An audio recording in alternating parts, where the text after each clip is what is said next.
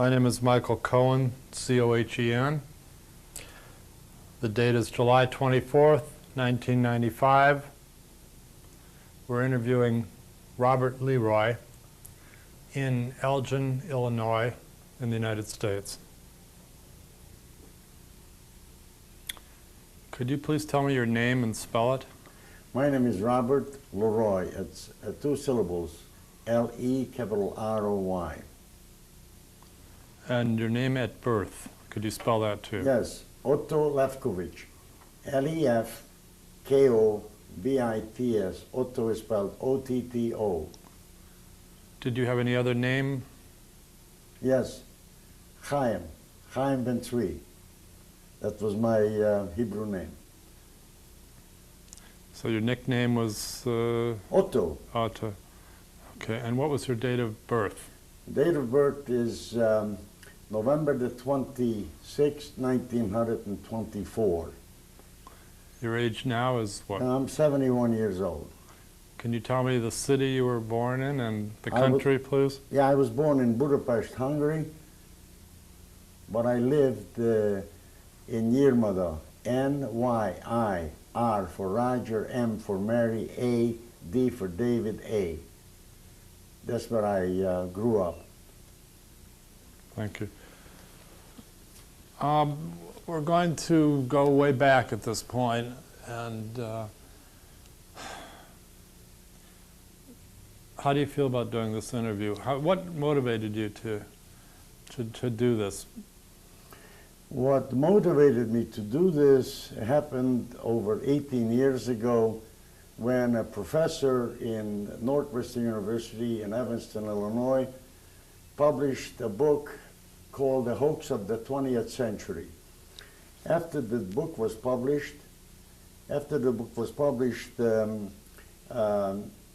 I felt tremendously hurt that in my lifetime, which at that time was just 30-some years, 32 years after I was liberated from Auschwitz and Bunzlau, here comes a group of people who are denying that the Holocaust ever happened, and with the tragedy of my people was pushed in the background.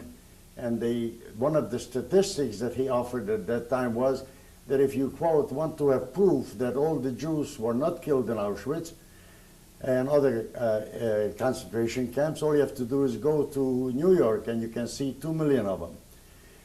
I was very, very hurt, and I organized a group at that time called the Witnesses to the Holocaust, which is, in effect, I am. And the members of my family were the charter members at that time. The purpose of it was that in every way that we possibly can vocalize the tragedy of our people, and to make certain that people like Dr. Butts, and at that time Jesse Jackson picked up the keynote speech, and he made a quote that I recall, quote, that I'm sick and tired of hearing about the Holocaust. I have taken Jesse Jackson on, and I have publicized our efforts with great success, and a lot of people came to our aid, and we were at that time establishing a focus that indeed a Holocaust had happened, and the tragedy of my people indeed is real. And that is what have motivated me since, and I have ever since been very active, going to various high schools, lecturing youngsters as to what has happened to me, what can happen when hatred engulfs a group of people, and what had happened to my entire generation of people, and how I have personally lost 47 members of my family. You mentioned that Elie Wiesel had some interest in this project also. Yes, Elie Wiesel is a friend of mine. Elie Wiesel comes from a town not very far from my hometown of Nyírmada that I spelled for you before. And as a matter of fact, I have a picture that later on I'd like to show you that was taken at the concentration camp where Elie Wiesel and myself are in that picture. It's a very infamous picture. It's all over the world, was seen, and it's prominently displayed in Yad Vashem as well.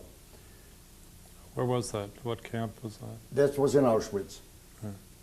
That was in Auschwitz. So if I may, perhaps to tell you, from the very beginning of my story, and that is the reason that we are here, so you understand, and everybody else who will listen to me and this tape throughout the years that it will exist, and I hope, dear God, that will exist for a lot of years, not for the popularity of my voice, but for the message of what I have in this few minutes that we're going to spend together. So the first thing I like to tell you was that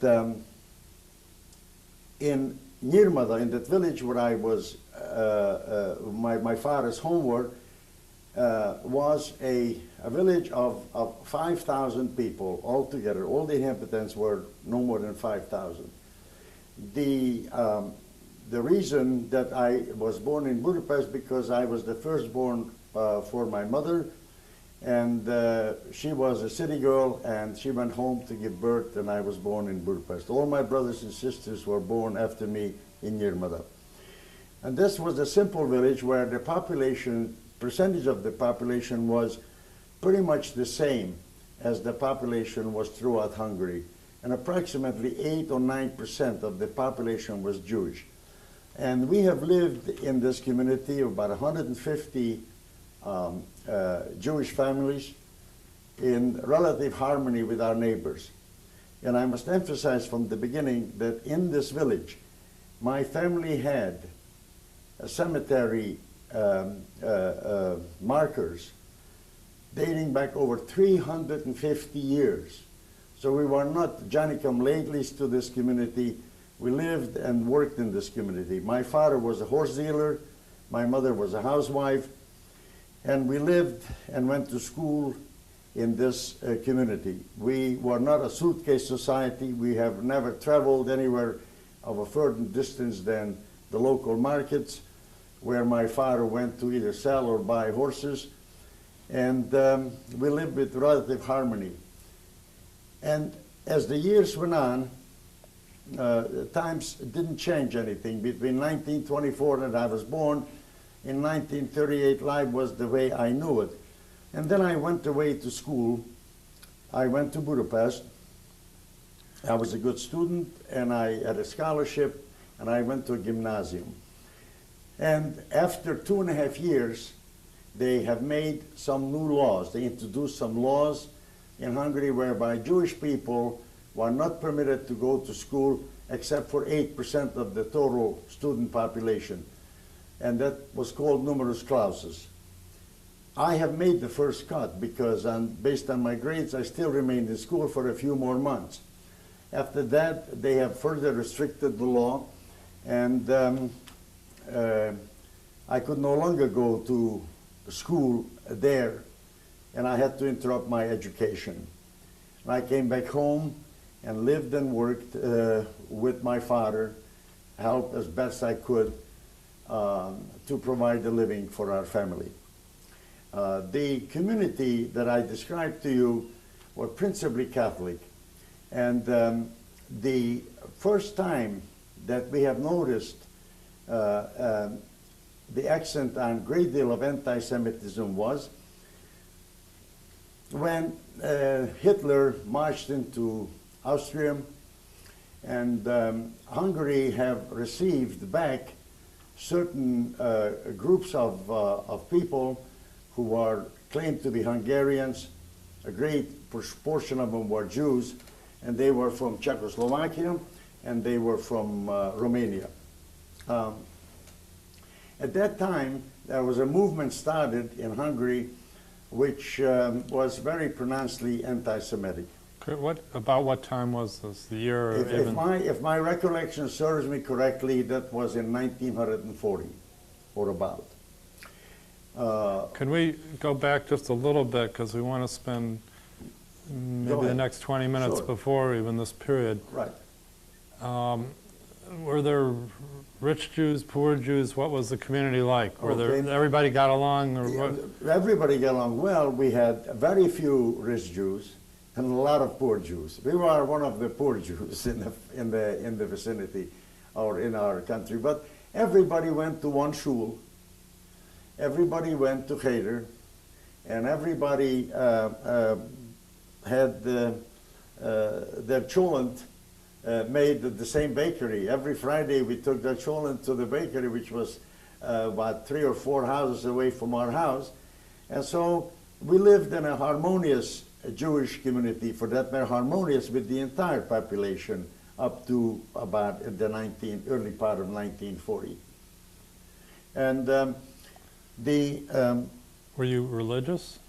No, I would not call myself religious. And if we want to talk about religion, I would tell you that the entire community was Orthodox. That was an Orthodox community that I grew up in. But we always went to shul. My father, every single day of his life, put on a tefillin and talis. My mother had kosher, nothing but kosher. My mother lit a Shabbos candle every single Friday night. We went to shul with everybody, but we were not Hasids, and the great percent of the people were Hasidims in our community. As a matter of fact, one of the largest yeshivas in the eastern part of Hungary, where we were the yeshiva in our village, and the rabbi was Rabbi Jacob Jungreis. And if I may digress for a minute, he is the man who had 13 children and 1 grandchild, and not one member of his family have returned. And if you want to talk to me about religion and God at this point of our conversation, I must tell you that I grew up in a very decent, observant Jewish home. And what has happened to me in Auschwitz and after Auschwitz in the concentration camp, and the discovery how they have destroyed my family, God and I have parted ways, and I couldn't and I wouldn't go to a shul or to a minyan, or couldn't or wouldn't put on a tefillin or a talis for almost 48 years. And if we come to this at a certain point, the reason I'm mentioning it, because you asked me about religion, that it was a turnabout in my life that I did put on a talis and a tefillin, because my rationale was that this is not God who did what happened to us, but man, with the direct consent of God, which was permitted to happen. But man was the guilty one, not God. So I absolve God as far as guilt is concerned. And I'm not religious today, but I go back to my roots, in a sense that I recognize and I remember where I come from. But so let us just go on with this conversation in a sequence as the way I like to present it to you, that in about the 1940s, great waves of anti-Semitism has taken over our community and our country. But at that time, they really did not hurt us other than words. In your community? In our community, and for that matter in Hungary. Did you know anything about Hitler's invasion of '39 to Poland, or was there any information? Yes, we did know that, of course. How did you find out? That was publicized. That was not only publicized, but triumphantly publicized, that how easily Hitler had made the conquest to Austria, to Czechoslovakia, to Poland, and then later on to the Ukrainians. How was that publicized? The Hungarian press publicized all of Hitler's conquests. The Hungarian press was totally silent on any of the atrocities that was committed under Hitler when he conquered this portions of citizenry of Poland, of Czechoslovakia, of the Ukrainians. And Hungary was, as you probably know, the last country where Hitler had occupied. But we are not there in the conversation yet, if I may. I'd like to tell you that... Can I ask one question? Sure. Since the synagogue life was pretty central to your father and all, what did the rabbi have any were there statements made by the rabbi? Were people in unity? Were they afraid? Did the rabbi say anything? Or what was going on? As a matter of fact, yes. The Rabbi Jungreis, was a very religious and well-meaning person, and a friend of mine who I have met in 1980 in Israel, who I knew from my childhood.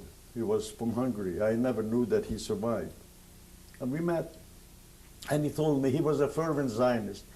He told me about my age, that he came to the rabbi, to Rabbi Jungreis, in late 1943, early 1944, and said to him, Rabbi, you must publicize, you must tell the people what is happening. We have found out what they're doing to the Jews in Poland.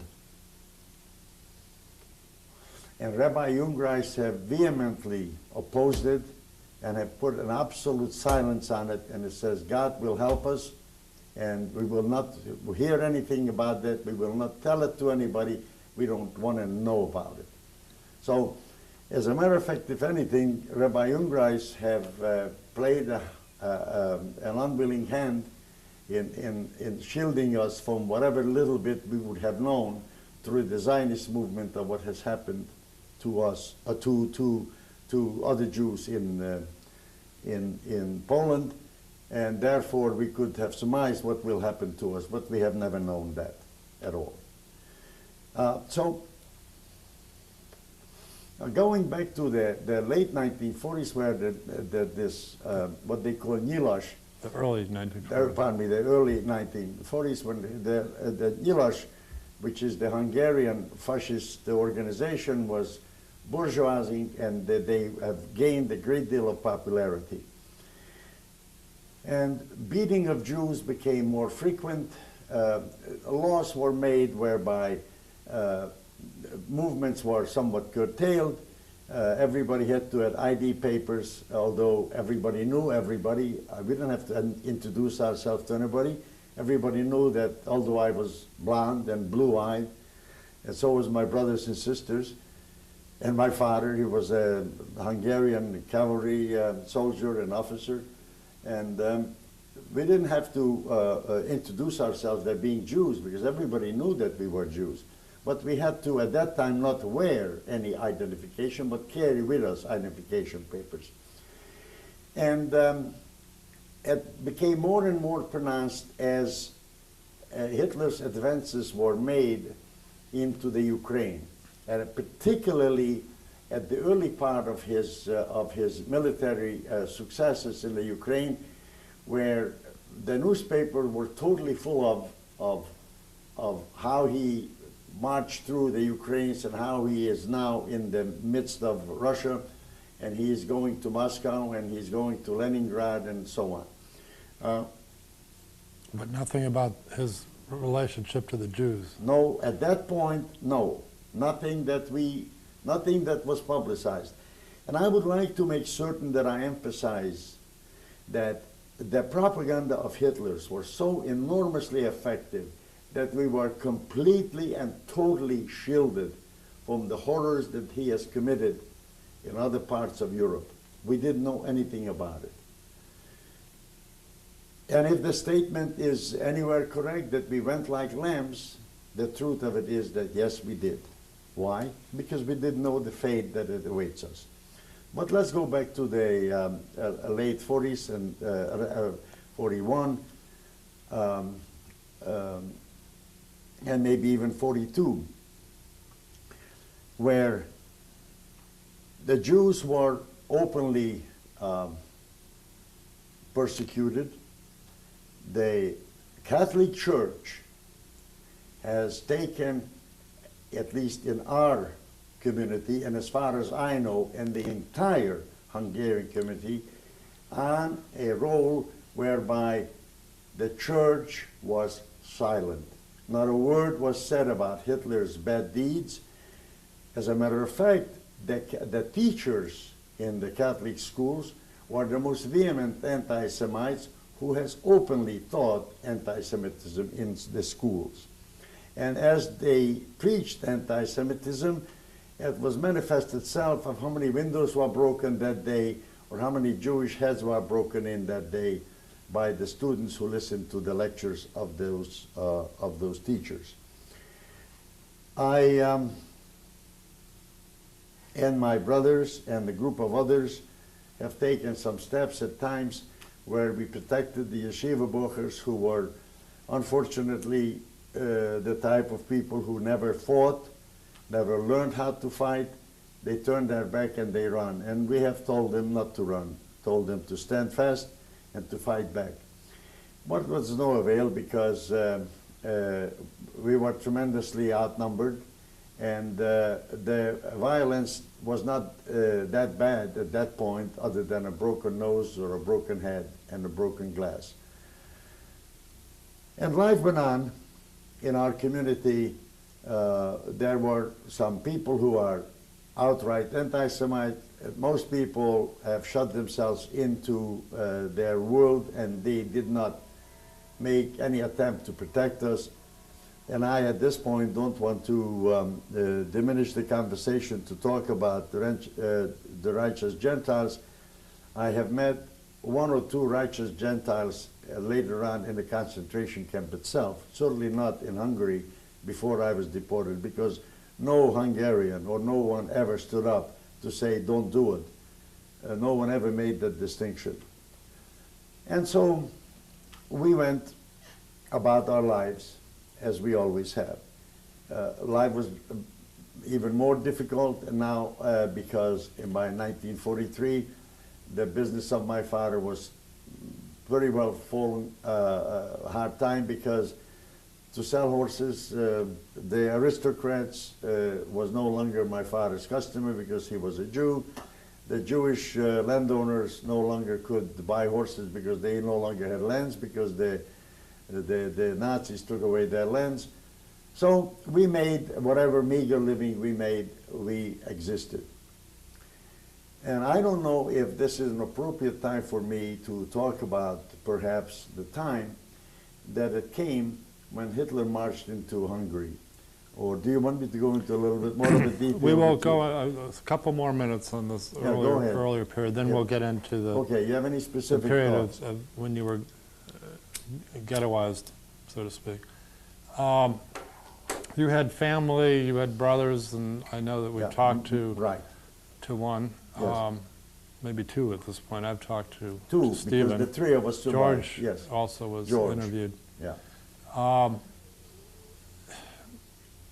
You all lived together in the same house? Yes, we all lived together in the same house.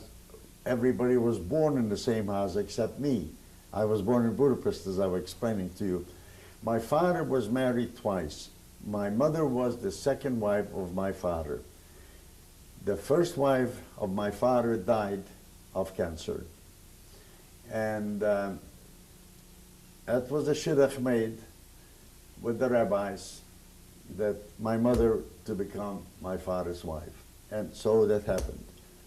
And my father had 5 children alive at the time of our deportation from the first marriage, and 5 children from the second marriage. And the 5 children from the second marriage was me, Otto, my brother George, my brother Steve, my little brother Miklos or Mickey, and my little sister Gabriella. From my father's first marriage, the children were, who were home, Anna, my sister, my brother Paul, who was drafted and went to the Russian front, where he died, where we understood they were marched on to clear mine fields for the Germans. They took a group of Jews and lined them up 100 abreast and marched them forwards and put machine guns on their heels. They had no choice but march. And whoever stepped on the mine died, whoever didn't survived. And my brother Paul died in the Ukraine clearing minefields. My other brother Yoshi was also in the labor camp, but he was more fortunate. He survived. He came home. His wife and his 2 children died, but I talk about it later. My sister Margaret, who didn't live at home, was married, lived in Boloshajarmat. He was married to my uncle Mate Maibam Mihai, who died in Mauthausen. And she, my sister Margaret, together with her daughter Heidi, together with her son, who was at that time 10 years old, her daughter was 14 or 15 years old, were deported to Auschwitz. My sister Margaret survived. Her daughter Heidi survived with her. Her little boy Pishta died in Auschwitz. Her husband died in Mauthausen. My father's name was Herman Lefkovich. My mother's name was Regi Maibam. And together with my mother and father and my brothers and sisters, we were taken to Auschwitz. But I will tell you about that in somewhat of a more of a detail, how and when that happened. You want me to go a little bit further into the family background?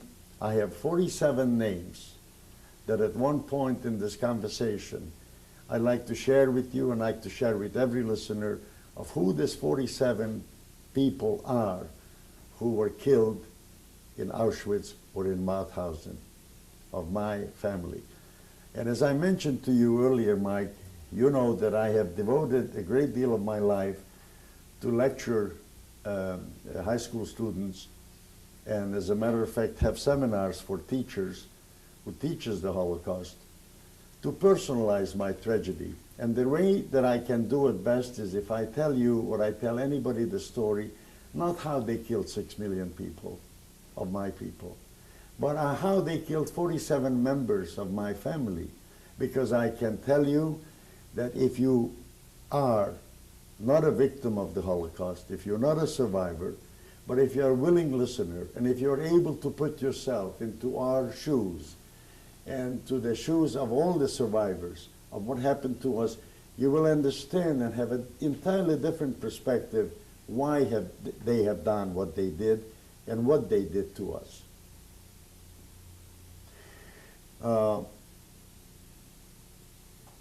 It's not an easy thing to talk about this in this sense of the word, but it's a necessary thing to talk about, because if we don't tell you what has happened, the Dr. Butzes, who I mentioned to you in the beginning of the conversation, and the Jesse Jacksons, who they go unbridled, will totally and completely attempt to erase from the memory of what has happened. And can you imagine what a horrible, horrible event that would be in the history of mankind if they would be successful, if we wouldn't remember.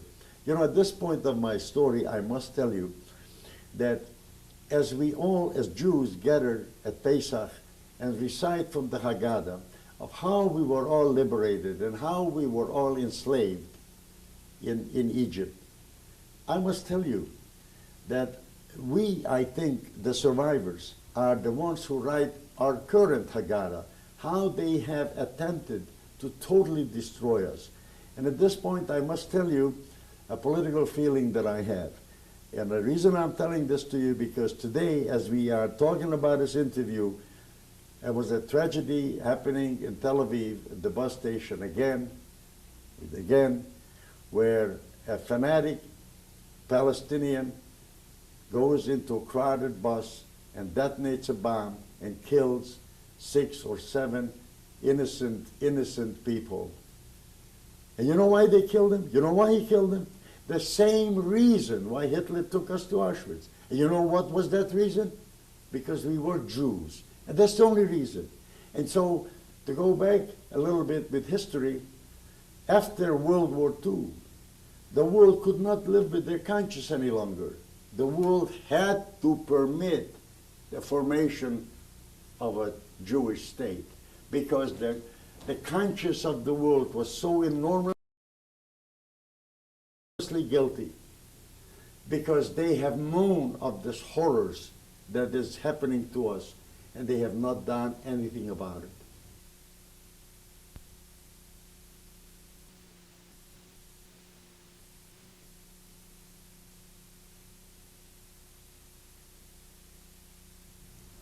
Talking with Robert Leroy. My name is Michael Cohen. Can we go on now with the Nazis? Some came in. You were talking. Hungary was the last country that the Nazis has occupied in Europe. And if my memory serves me right, and I'm positive that is right, it happened on March 17, 1944. When Hitler sent his token army into Hungary for the distinct purpose of taking over the government, which didn't take a great deal of force. As a matter of fact, not a shot was fired.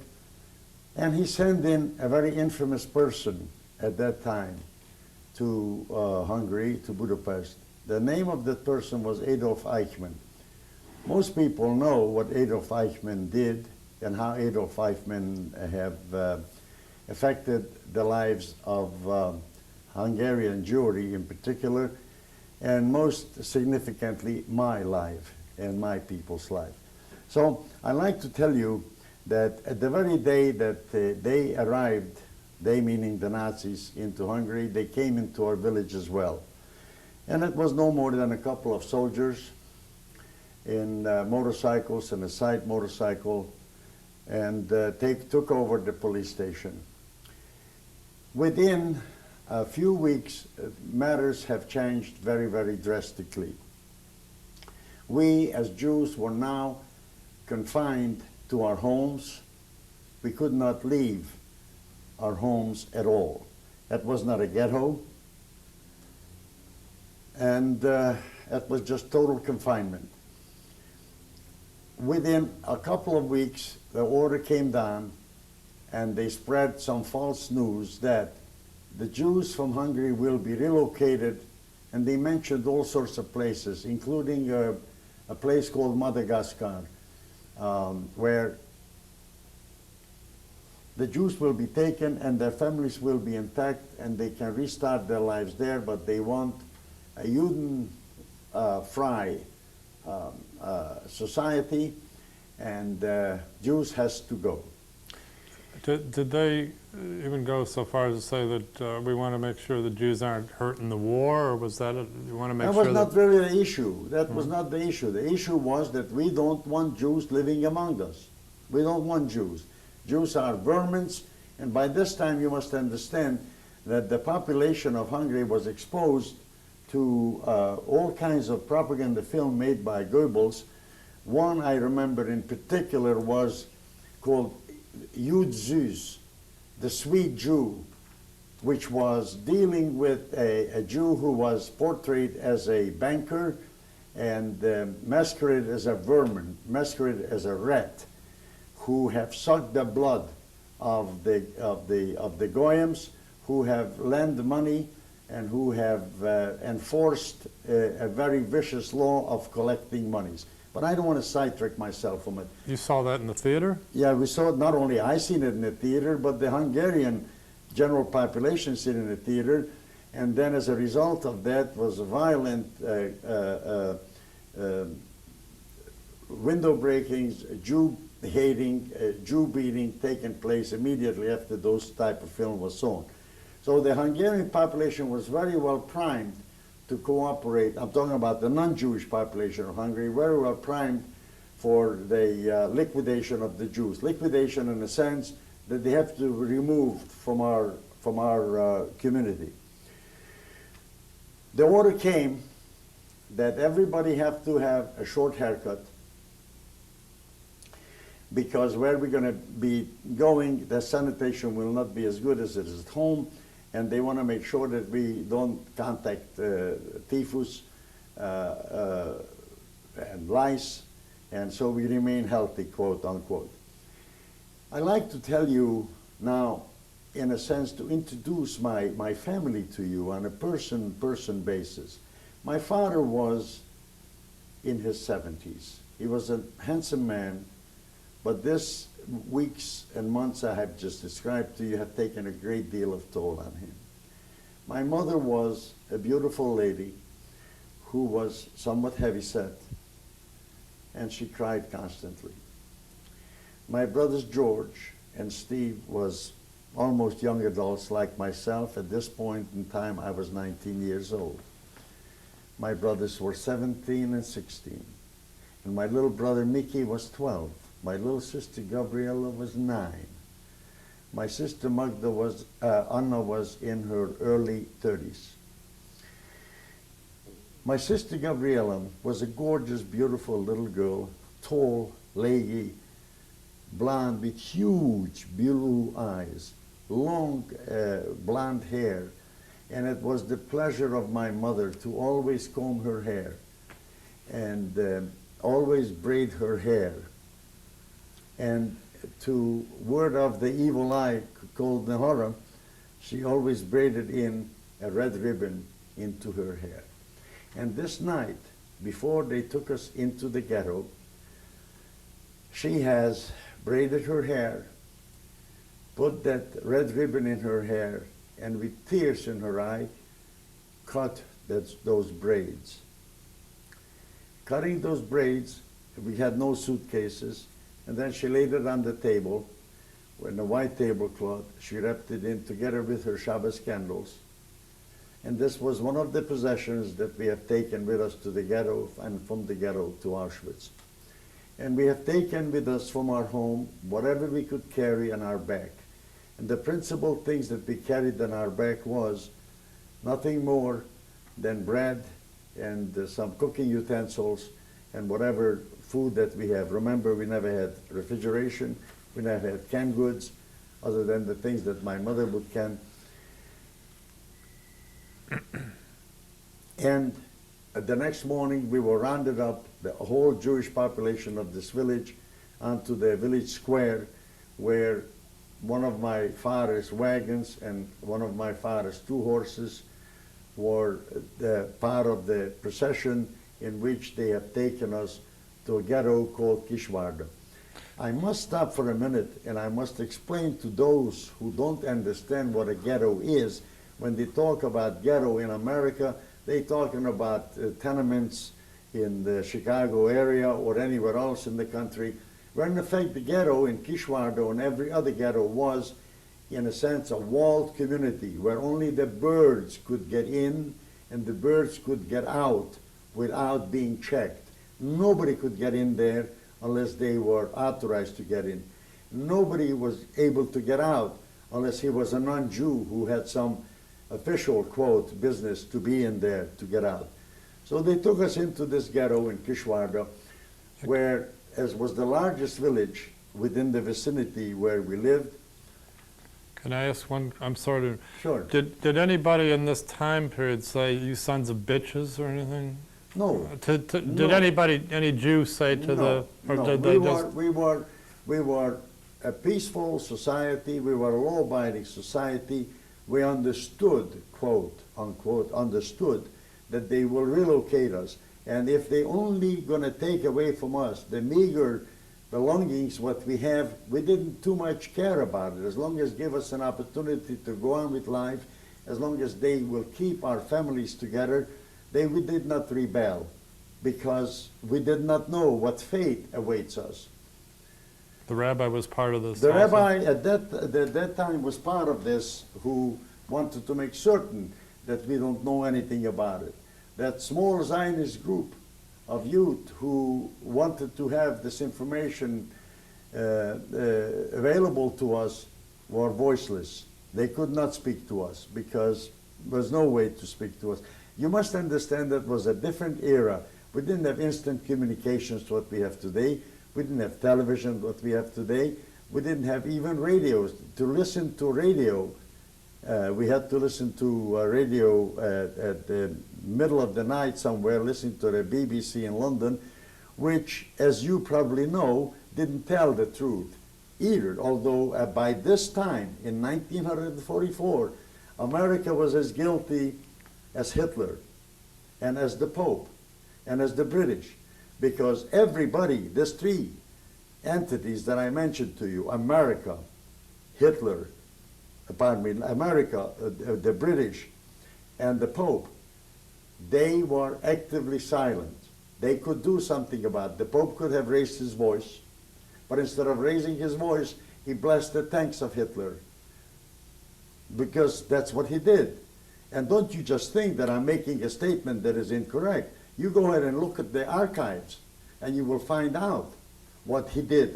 His name was Pope Pius XII. He blessed the efforts of Hitler. America was silent. America didn't do anything. America could bomb the railroad tracks leading to Auschwitz, didn't. The British could do the same thing, didn't. But that's a different part of the story, maybe.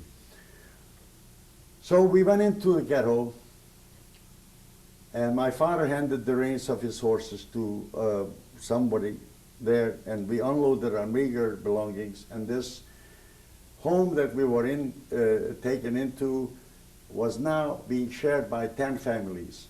Before, it was only one family living in that home, but they emptied the town to make sure they make room for all the Jews from the surrounding communities to come in and house them there. And they did. And we did live in a miserable, miserable existence for a couple of weeks. And I don't really want to detail to you any much more of ghetto existence, because the whole thing is a hazy thing.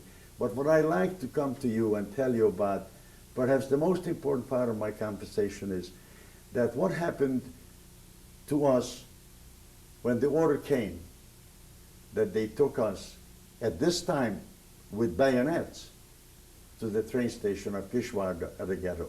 Mm-hmm. And the order came that everybody goes in front of the gendarmes, the Hungarian police.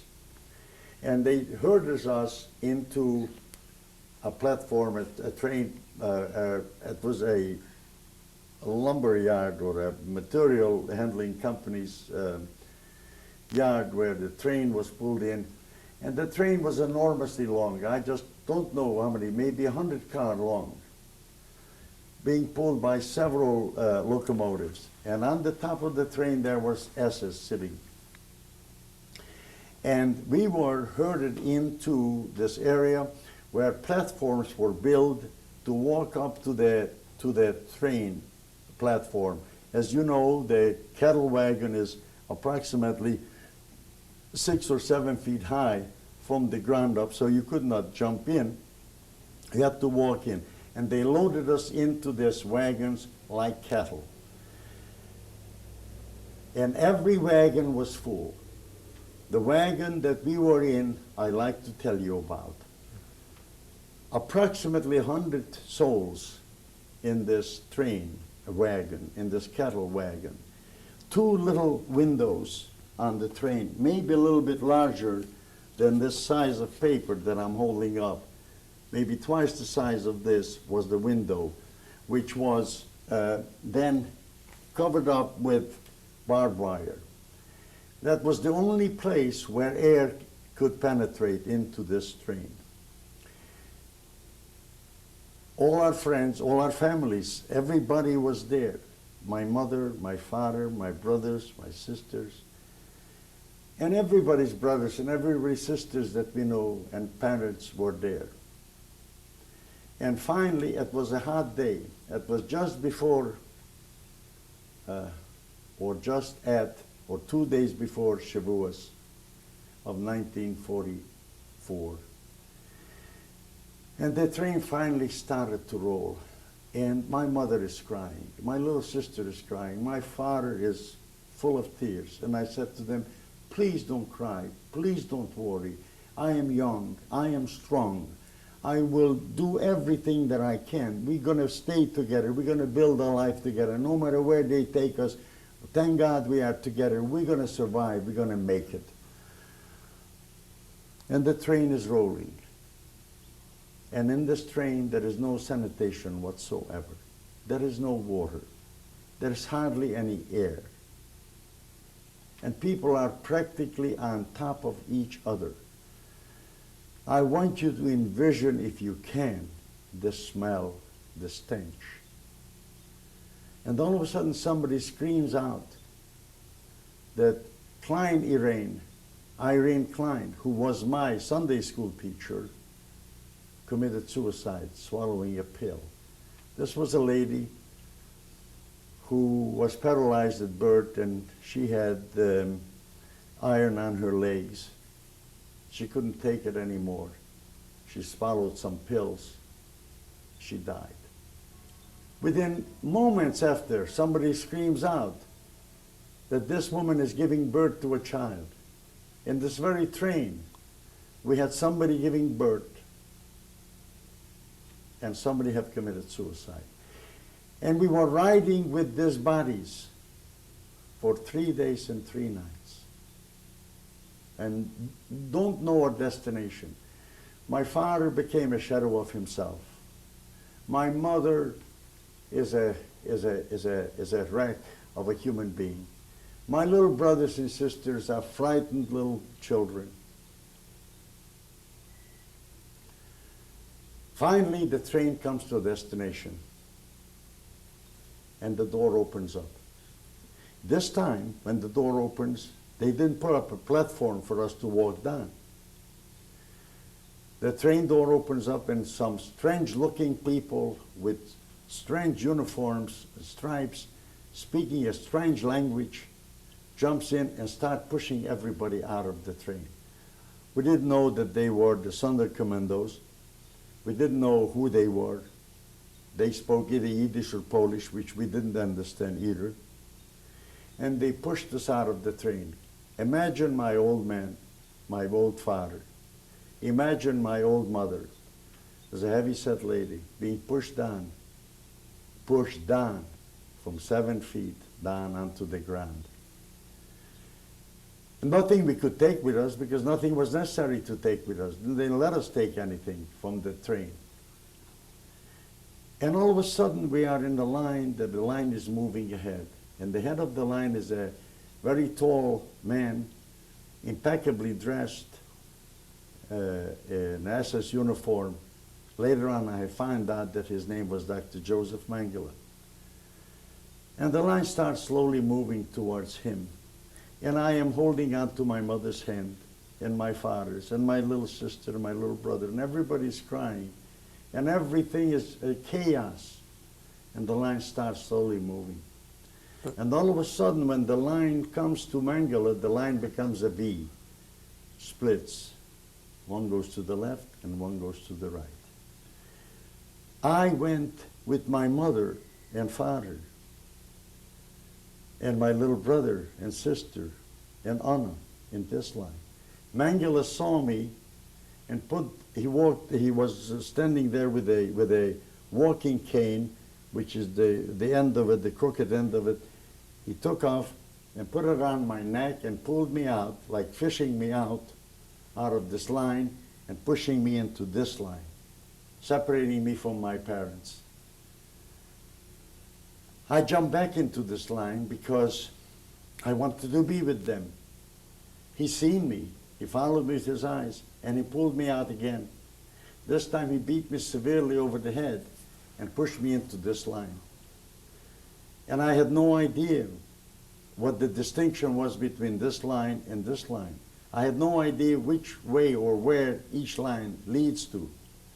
It's obvious, everybody knows now, that the line that my mother and father and my little sister Gabriela and my little brother Mickey and my sister Anna went to, it was the line to the gas chamber. The line that I went to with my brother George and my brother Steve was the line for a regular shower and a survival. What I must tell you as I think back, because this is the time that I must tell you and must share this thought with you, that to this day of my life, there is no day when I take a shower, and I take a shower every day of my life, that as I adjust the shower from hot or cold, that all of a sudden that thought does not creep into my mind of somebody dropping in the Cyclone B gas on the outside. And what kind of torturous death did my mother and father, my little brother and my sisters have endured? And I go torturing myself further with the thought, and I say to myself, my Lord, my God, where were they? Where were their hands in this pile of humanity? How far did their arms reach to the sky or to the ceiling? Who was on the top? Where was my mother? And I think about it, and I said, my mother had to be on the bottom because she was not strong. Stronger people climbed on top. Then I think, where was my father? My father was very old, and he had to very sick. He had to be on the bottom. Where was my little brother? He was almost bar mitzvah. Could he climb to the top? And I think maybe. How about my little sister? And I think about their arms reaching to the heavens and say, why?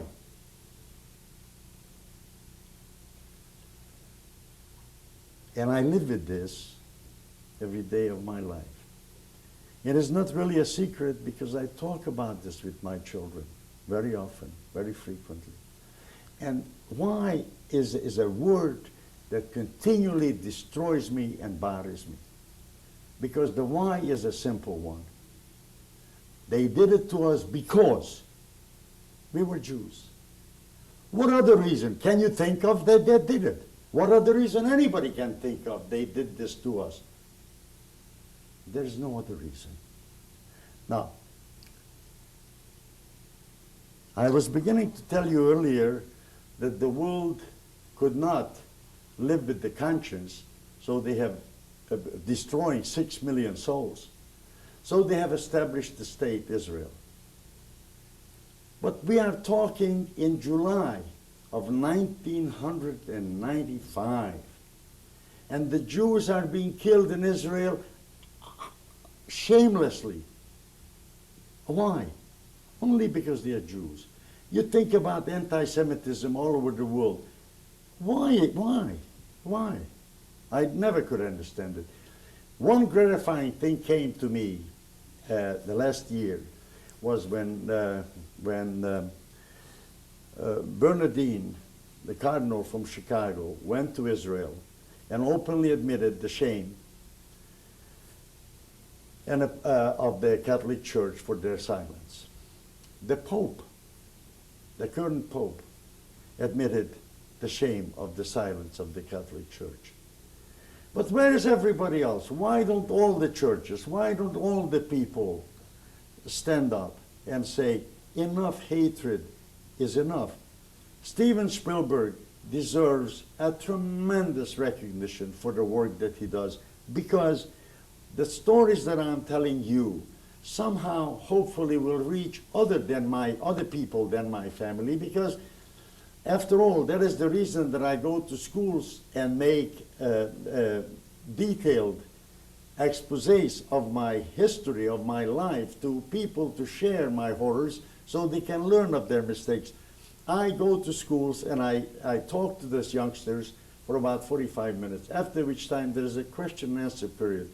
But in the schools that I go to, there are brown children, there are black children, there are maybe some Jewish children, not really too many, and the blonde, and so on. And I pick out a couple of blonde kids or black kids, and I say, you are determined that you will die. Why? Because your hair is black, and your skin is black. You die. You're blonde, I'll make you the capo. You will decide which black will die. How's that? And when you portray this to youngsters, and you say to them, listen, your own fate is in your hand, because the hatred that you propagate will follow you for the rest of your life. And if you preach understanding, and if you understand that you talk to people without hatred, you talk to people in such a manner that you give recognition for what they are, then you will be a respectable citizen, and you will be a peaceful citizen, and you will be a person who can say, I did the best that I could to make sure that I don't propagate hate. Don't hate people because they are blacks, they are Jews, they are whites, they are short, they are crippled. Makes no difference. A human being is a human being. Give recognition for it and respect it. Can we live long enough in our society to come to that point? I don't know. Maybe we can. Now, So you've gone through this election, and who was allowed to live at that point? Or you didn't know, but who was on your side of the family at that point? my side of the family was my brother George and my brother Steve. And we were all young, we were all strong, and we were a perfect candidate for Hitler to have a labor force. Did Mengele say anything to you? Was Not there a any word, conversation? not a word, just beat me up, to verfluchte Juden. That's the only thing that I remember that says, you dirty Jew, and pushed me into that line, which was to live. But I must interrupt myself, but please take me back to Auschwitz afterwards. But I want to tell you something about Mengele for a minute.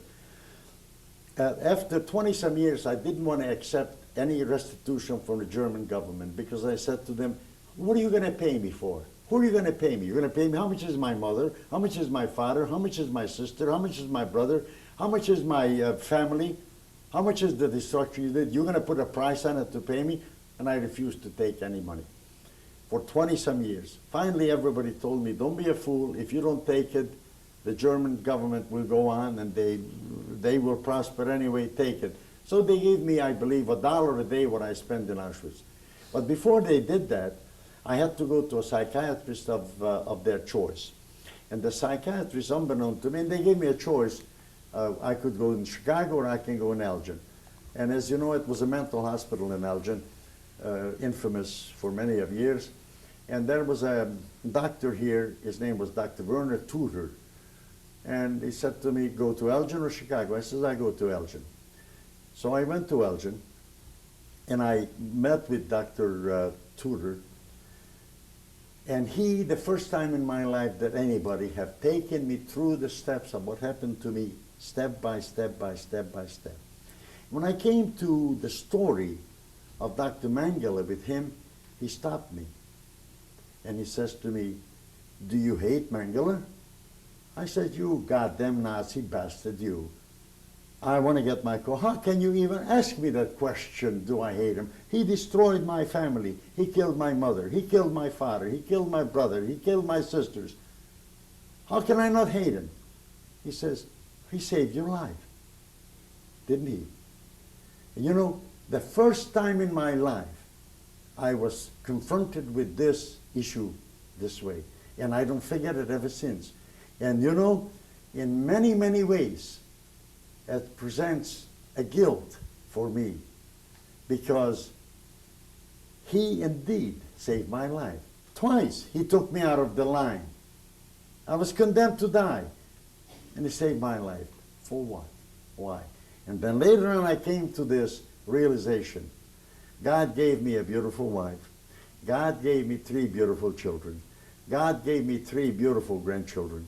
And Lord willing, I will have a 4th one, or maybe more than 4.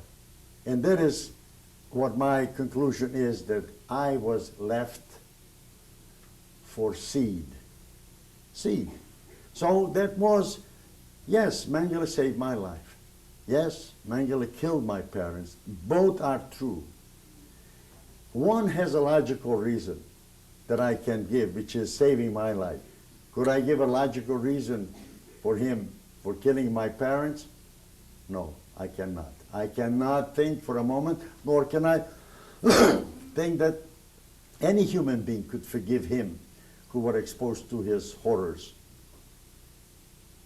I don't believe it can be forgiven. And I don't believe it can be forgotten.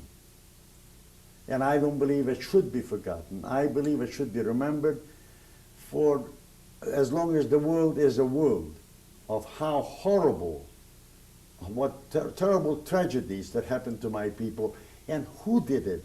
The most educated, the most sophisticated civilization of all, the Germans, who are able to build all sorts of things, but they build gas chambers.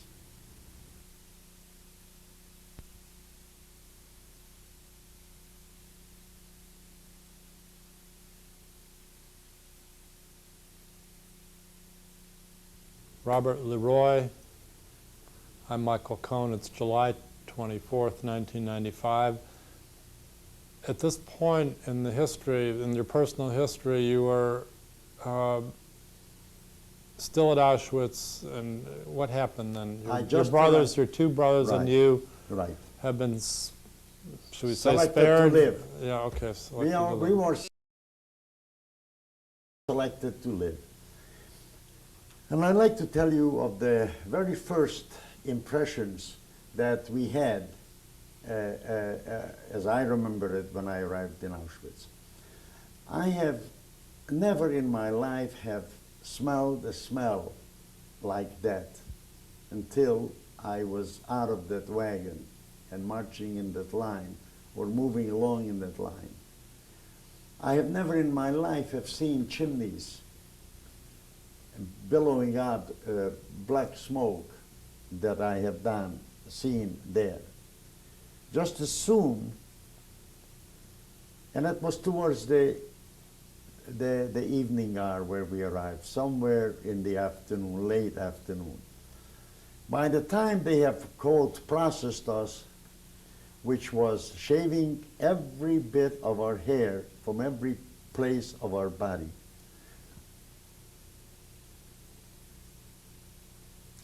they gave us a uniform, a striped uniform and a hat, and they had, and give us back our glasses if we wore glasses, and our shoes that we wore, and that's the only thing that was left with us. And I was remembering that we were practically thrown into a yard, as I remember, which was the gypsy lager. And no sooner did I get out of this building where they processed us, a couple of gypsies jumped on me, beat me up, and pulled off my boots from my feet.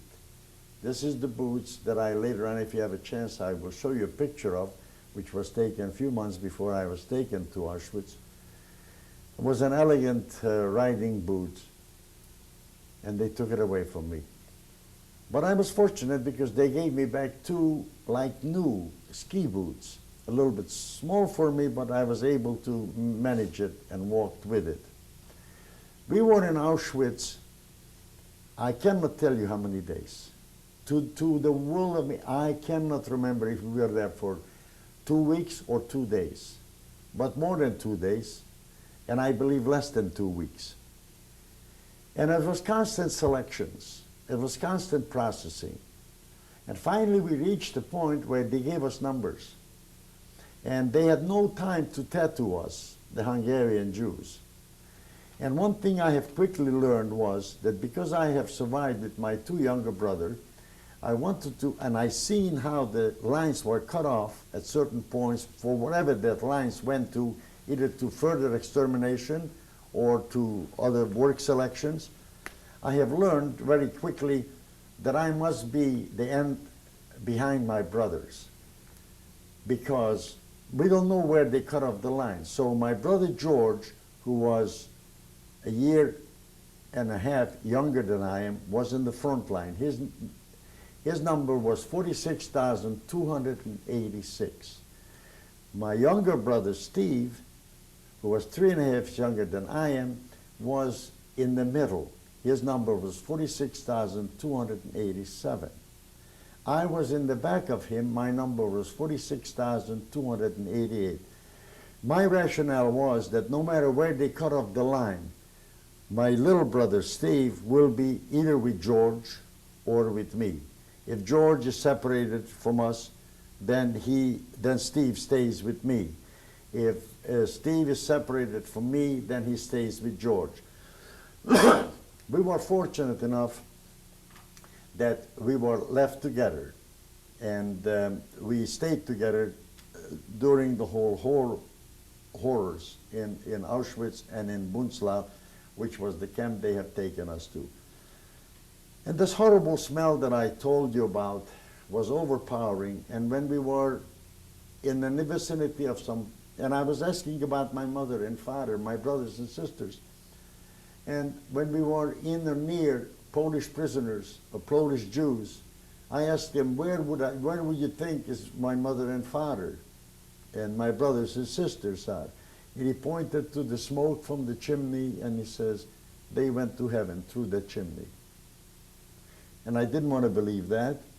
And I didn't believe it all the year that I was in a camp until I came home.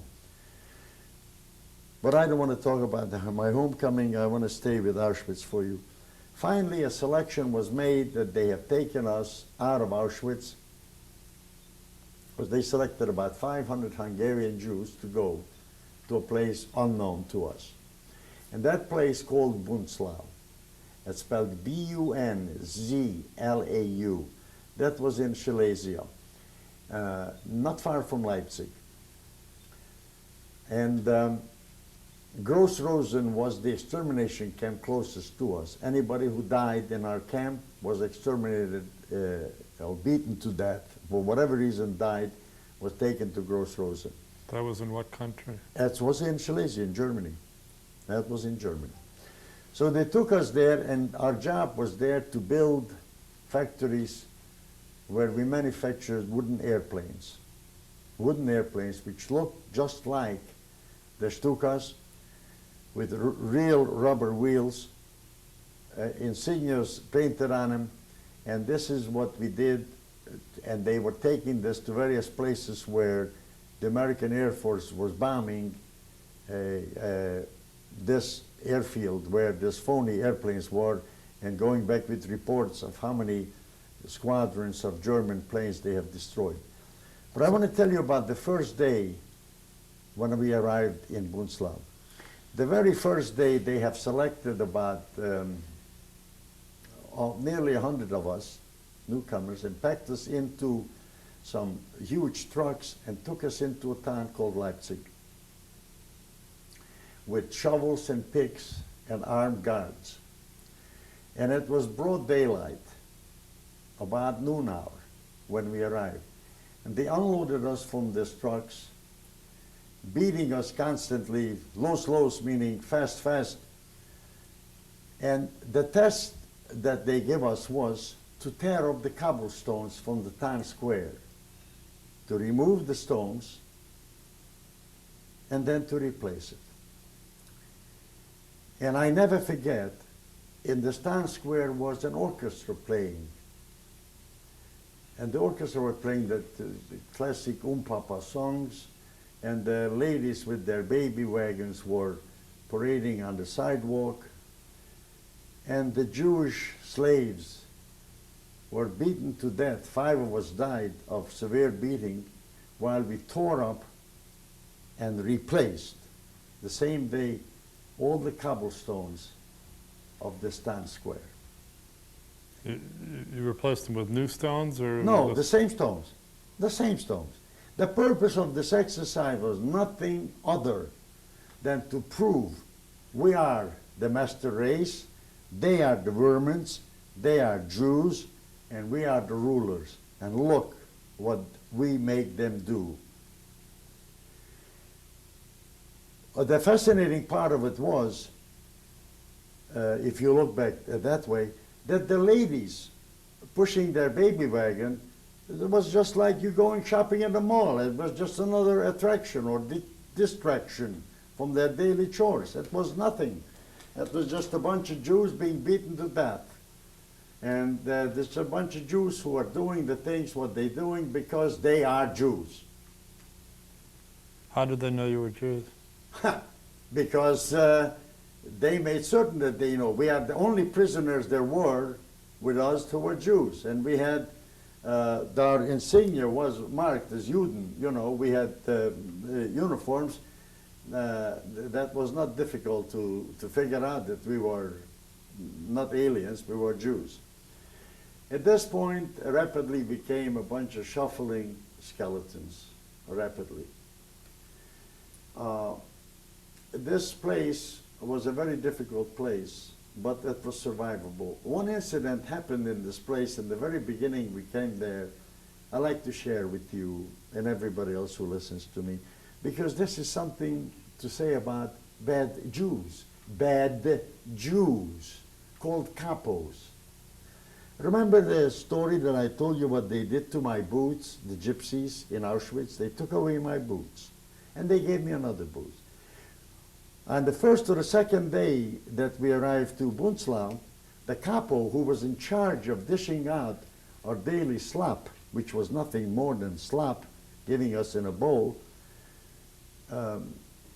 he told me, and I did not understand Yiddish, but I had a translator told me, he says to me, Lefkovich, because he found out what my name is. 46,288, I didn't know too well yet, because I had to be beaten many times before I remembered 46,288.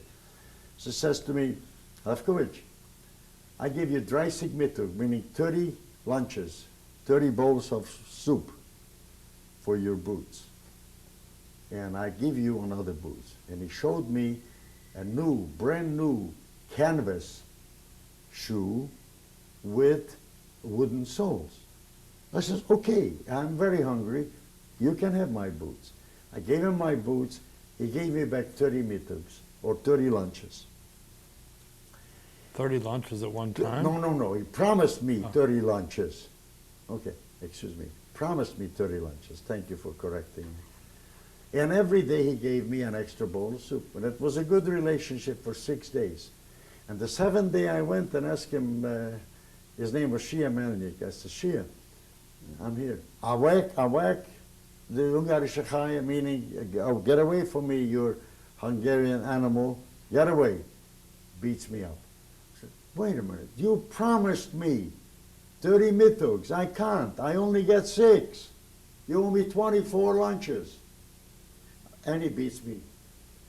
And I tried and tried and tried and tried. All the months that I was there, he never gave me my mittags. Now I'm going to jump away from Auschwitz or from Bunzlau, and I'm going to come to Skokie. In the early part of 1960, my brother, who lives in Skokie, comes to me and says to me, who do you think is building a house next door to me? Think. I says, I have no idea, I don't know. Anyway, he played a guessing game with me and says to me, it's Shia Melnik. I said, Shia Melnik? He says, yes, he survived, and his wife survived, and they never had children. They found each other, and they're building a house next to me. I says, I'm going to kill him. I'm going to report him to the FBI. He's a war criminal. And I was ranting and raving, and my brother says, wait a minute, don't. He's just nothing but a broken down little old man. No, I don't care how broken, and I don't care what. And for weeks and weeks he begged me because Shia wanted to meet with me. Which brother was this? George, my brother George, who lives in Skokie. Did you interview my brother George? Personally, I didn't, but I know he's been interviewed by the survivors of the Shoah. Anyway, he is. And then I said, okay, I meet with him. There's a coffee shop there owned by Zweig on the corner of Church Street near Timber Ridge, where I agreed to meet him for a cup of coffee or breakfast. I walked through the door and I immediately recognized him. He's a little guy, maybe 5'6" or 7 at most. He was like a fire plug, looked like to me in the concentration camp. Today he was just a broken down old man. And he ran to me and he got down on his knees and he got my hand and begged me and kissed my hand and says, Entschuldigung, Entschuldigung, Entschuldigung, meaning forgive me, forgive me, forgive me. And I looked at him and he was, I understood, very religious. And I said to him, Shia, if the good Lord forgives you, I certainly will forgive you. He never finished building his house. He sold his house. He moved to Israel. And that's the last that I have heard of him. The reason I shared this story with you because I wanted to tell you that there's some Jews who are not so crystal good either. There's a lot of good Jews and a lot of very bad Jews who would kill somebody for a loaf of bread. But back to the people who were the good Germans or the bad Germans, all these people and seeing us staring up the Cobble Street Square, were they good Germans Were they bad Germans? I leave it up to you, and I leave it up to anybody who will listen to me and make the judgment for themselves, if they were or not. Because in my judgment, they had to be bad people. Because if they would have been good people, they would scream out and say, no, don't. But they didn't. They looked and they cooperated and they went along.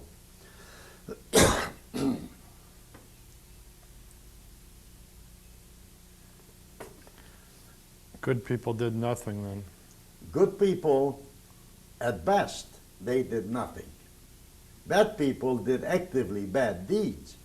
Good people, what they consider themselves good people, did actively nothing. That didn't make him good. That made him equal of the Pope. The Pope didn't do nothing bad. He didn't say, go ahead and kill the Jews. But he didn't say, don't kill the Jews. Instead, he blessed the tanks of Hitler. And again, I say to you, this is not an empty statement. If you don't believe it, if anybody who listens to me don't believe it, research your newsreels. Find out from your newsreels. See Pope Pius XII, how many times he blessed the African Corps going to Africa, helping Mussolini and fighting the war in Libya.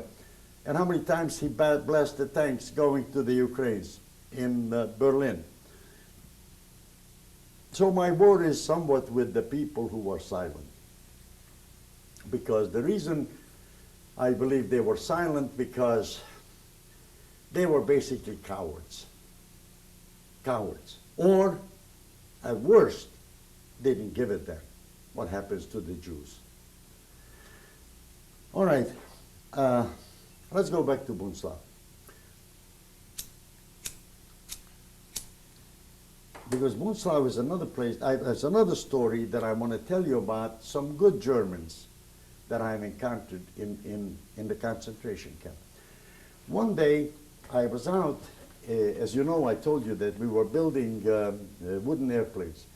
One day we were out in a sawmill where we have loaded planks, wooden planks, onto the truck to take it back from the sawmill to our concentration camp, where we have fabricated them into wooden airplanes.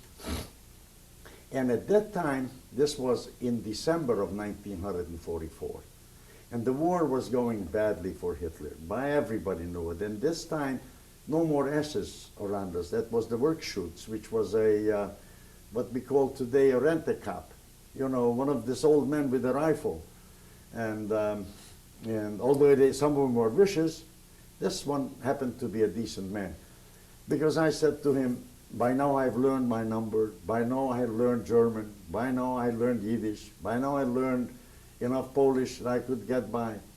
And I said to him, please, let me go down to this little farmhouse in the valley, which was visible to us from the sawmill, and let me back for some potatoes, so I can bring it back and we can put it in the boiling water and we can eat something. He says to me, what happens if you don't come back? They will kill me. I says, look at me. Look at me. They painted a white cross on the back of my coat at that time as well. My hair is shaven. I was scalped in the middle here, like I was in an Indian war, like this. I was a skeleton. I says, where would I go? I don't go anywhere. I guarantee you I come back. He says, okay, go. I went down to this place. It was very deep snow. And as I approached this little farmhouse, a huge German shepherd came out and almost ate me up alive. But I was fearless, and the dog didn't touch me. And I go closer and closer, and all of a sudden, the door opens up while I'm in the front porch of this little house, and an elderly woman opens up the door, a German lady, and says, oh, Gottes will. He says, oh my God. He says, who are you? I says, I'm a Jew. This is a woman? This is the German woman who says to me, I am a Jew, I'm a prisoner, I am here in the sawmill with 10 of my comrades, and we are very hungry. And would you please give us some potatoes so I can take it back on my back, and we have hot water that we can cook it. She says, come on in. And she left me in that a little mudroom-like room, and where I find a little dog dish on the floor. She had a smaller dog other than this huge German Shepherd. And it was some food left over in this dish. And I picked it up, and I ate it up in 2 seconds. And she came out, and she sees me eating, licking out this dog's dish. She says, oh, no, don't do that. Come on in. And she made me sit down at her table, and she fed me. Whatever food that she had, I don't remember, I cannot distinguish, I cannot tell you that kind of food I had. I know it was some potatoes, maybe it was some meat, maybe not, I don't know. She filled up my sack with potatoes. I ate. She wished me well. I went back on top of the hill to the sawmill, and my comrades were very happy that I came back, especially because I came back with potatoes. The guard was very happy that I came back because his life was no longer in danger, and he permitted us to boil the potatoes in the sack. We throw it in the hot water, and in 10 minutes we had boiled potatoes. And that was one of the highlights of my life in the concentration camp, because I was able to come back to Bunzlau, to the lager. I was not in the same barrack with my brothers, but I met with them at night, and I gave them each some potatoes that I brought back was left over. So I wanted to show you perhaps a good German, okay? This was a good German. I can tell you about another good German, and that's the extent of the good Germans. And this good German was the Lagerführer. The Lagerführer before him was an SS. Remember now, I am talking about January of 1945.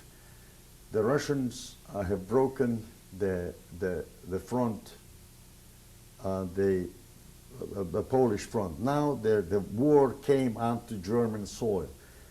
The Germans are fleeing away from the Russian army. Everybody wanted to go to what we now know today as West Germany, to the west, to be captured or surrendered to the Americans or the British.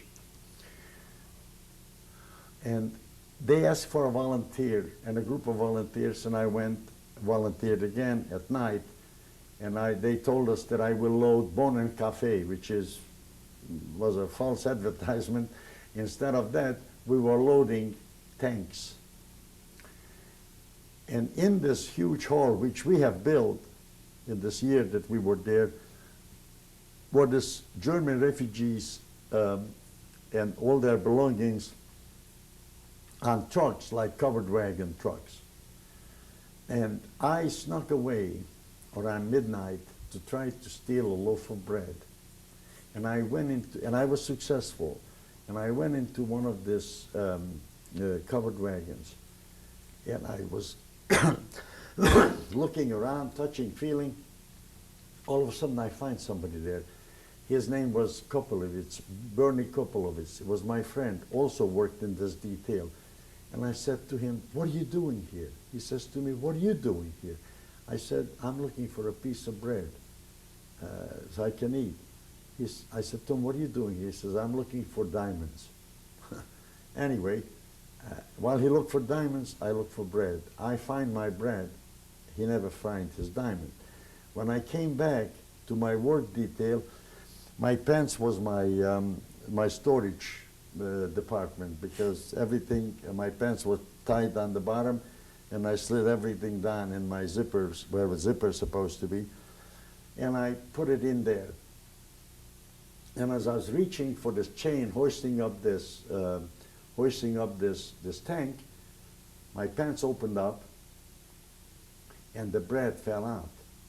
As soon as that happened, the Germans had at SS had a German Shepherd there, and jumped on me and beat me severely and took me in to the camp where they locked me up. By that time, they had to count everybody, and Bernie was still missing, and they find Bernie in the wagon. And took me in to the camp and locked me up in a place where I could not stand up, I could not lay down because it was melting snow. That's where they kept the dead bodies before they shipped it to Gross Rosen. And I was there for 4 days and 4 nights. Finally, my brothers Steve and George went and begged this Wehrmacht commander, that is all is left of our family, to not to kill me, to let me go.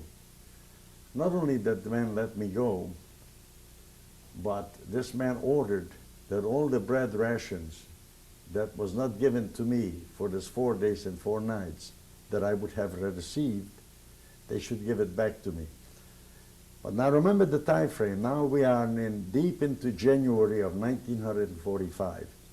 Now then came the liberation, because we were liberated from this camp February 11th, 1945, because the Russians have taken the camp over. Actual fighting erupted.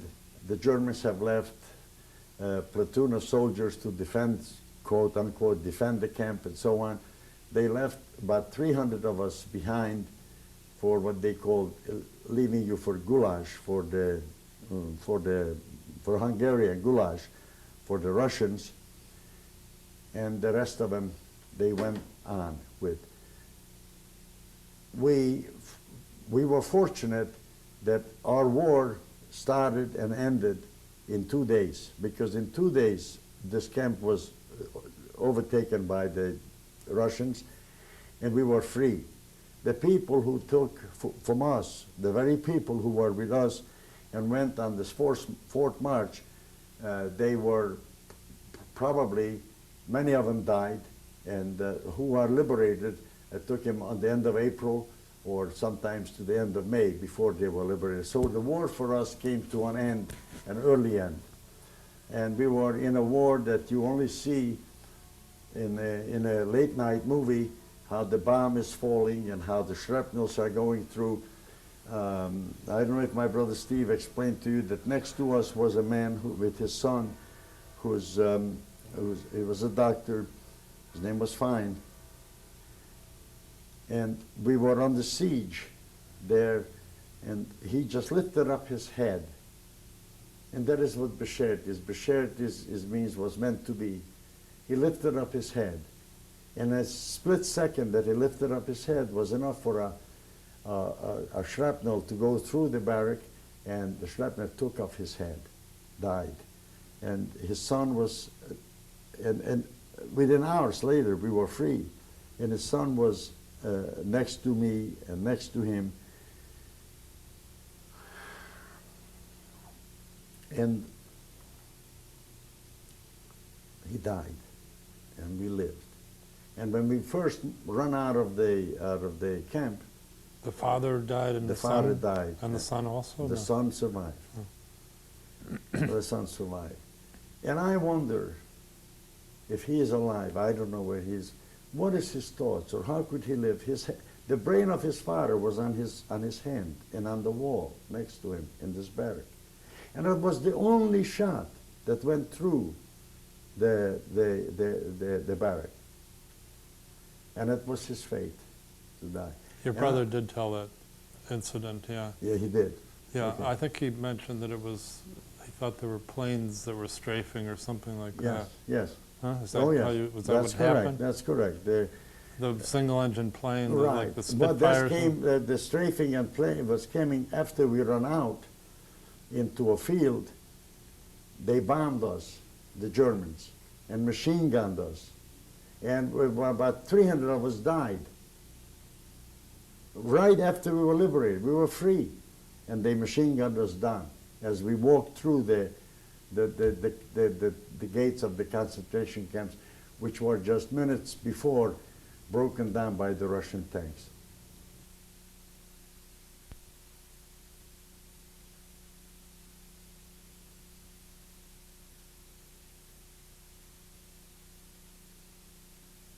And we are now on tape 4, July 24th, 1995. I'm Michael Cohen. You're liberated, and what happens now? At the day of our liberation, which was February 11th, 1944, I was wearing the same shoes, the same wooden shoes, what I was given by Shia Melnik for the 30 lunches that he promised me and never gave me more than 6 of it. And I was not able to find the shoe that fits me because my legs were so swollen and beaten and full of rash. And I walked through Germany and walked through Poland. And in Czechoslovakia, we were able to catch a train, which in effect took us back home to Hungary. We went back home to Hungary almost, as a matter of fact, precisely to the date, purposely, because we designed it that way from when they took us away, which was April the 21st or the 24th, I don't remember, of 1945. When I was back, I have had many occasions to talk to people who were very nice to me and told me various things of who took what out of my mother's house. And the most important and most valuable thing that I have found, what they took away from my mother's household, was the cow that my mother had before they took us away. And the cow was given to a woman who was a widow. She lost her husband on the Russian front. I took the cow home and nobody challenged me because everybody knew in the village that that was my mother's and father's cow, and therefore it's my cow rightfully. So I took it home. I spent, just to be brief about it, a little more than a year of my time, a year and a half of my time in Hungary, and I became an important officer of the Hungarian Justice Department. It was a special arm of it, and I was very active to see to it that the deserving people who are known anti-Semites paid a price, and the price was to go to Siberia. And it's as simple as it is. And they did. This was Russian occupied. This is Russian occupied, but wasn't really occupied at that time per se, because we had our freedom. It was Russian liberated, I would say, other than occupied Hungary. And I was very grateful, by the way, for the Russians, because as far as I'm concerned, the Russians did nothing but good to me. The Russians liberated us, the Russians gave us food, the Russians gave us protection, the Russians helped us to get home, and the Russians didn't bother us per se anyway at that time. After about a year and a half, a time came that this woman took me to court, who have lost her husband on the Russian front, and took me to court and say that she wants the cow back because she has 2 small children and they need milk.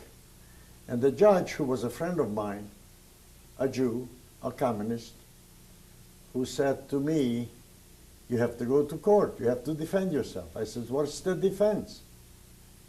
Everybody knows that's my cow. So the Nazis took it away because I was a Jew. Now she's taking it away because, why?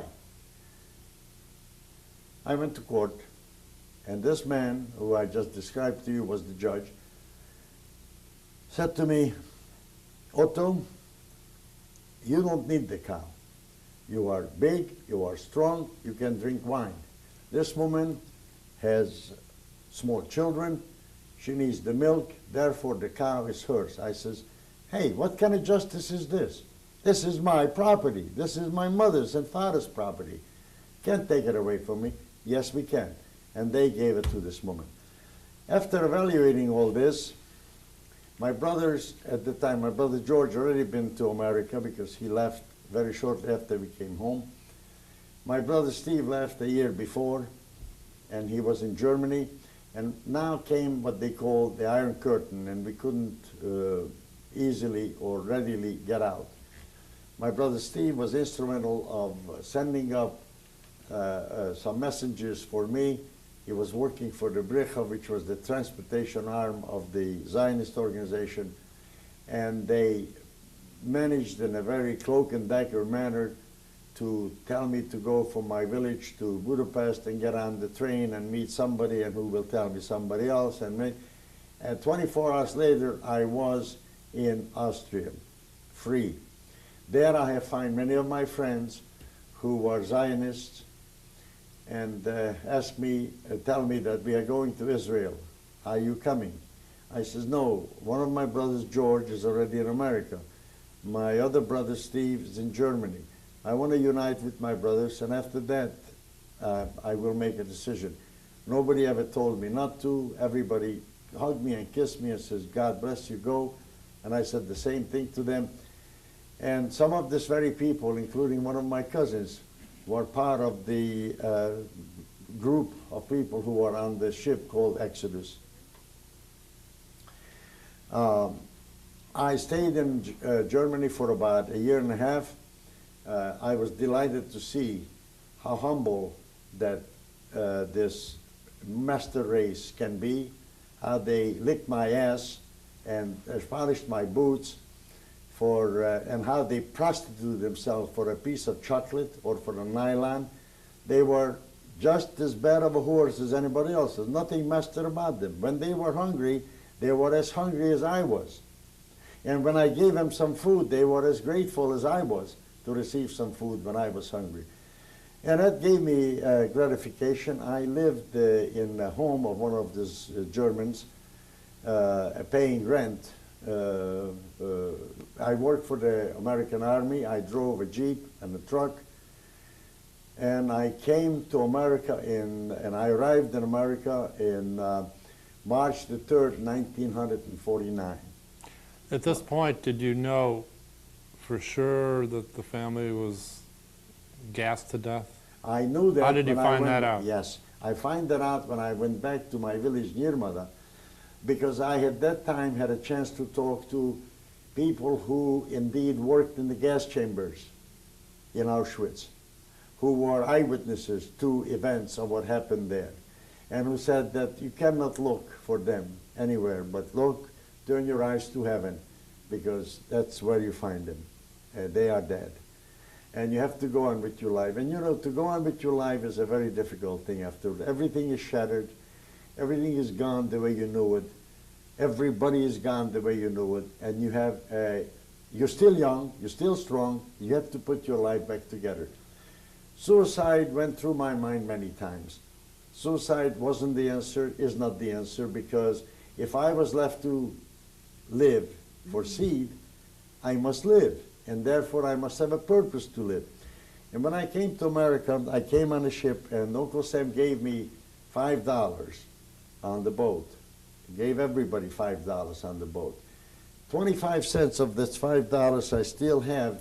I hold and I carry in my neck the same 25 cents that I had at that time, because I said to myself, I don't want to come to America penniless. And I put it in my suitcase, and many, many years later I discovered it, and then I put a gold ring around it and hung it in my neck to make sure that I am, no matter how cocky I may be, I'm humble enough to know that this is what my beginning was in America. I washed pots and pans for years. I was a baker's helper. I worked at nights. 2 years after I came, I was drafted in the army. I wasn't even a citizen, but at that time was the Korean War, and I was considered to be a citizen because I had to be here 5 years before I'm a citizen. And I went, I served 2 years honorably. I was discharged at the rank of staff sergeant or corporal at that time. Where did you serve? I served in Camp Rooker, Alabama. I served in Fort Bragg, North Carolina. I was with the military intelligence. I was with the military police. And I couldn't get clearance because I wasn't a citizen. And what turned my galls about the system was the American military or justice system, that an SS officer who was in the bunk, 2 bunks behind me, was in the military intelligence, who had a tattoo under his armpit, an SS tattoo, and he was cleared for secret. I was not cleared for secret. I couldn't. And I asked to be transferred out of the unit, which took me a lot of months, years, and then they did finally transfer me out because I didn't want to serve. In my anger, I sat down, I wrote a letter to President Truman, and I said, I came to this country because I love this country. I came to this country, I was a miserable DP, a refugee. This country gave me haven. I want to serve this country. I want to be a good citizen. I want to share everything that I have with everybody in this country. You don't give me the opportunity to serve you as well as you give this Nazi who was our enemy. What was his name? I don't remember his name, but I remember the name of the president. His name was Harry S. Truman. And I went to the day room. Took me about 3 days to put a letter together with my broken English and with the dictionary, and I wrote a letter. And you know what? I got an answer from the White House and says, Corporal Leroy, we thank you for your letter, and we are grateful that you chose this country to be your country. People like you have built this country. We are unfortunate that we cannot help you. Army regulations are what they are. We need the German soldiers' skills more than we need yours. That was double talk.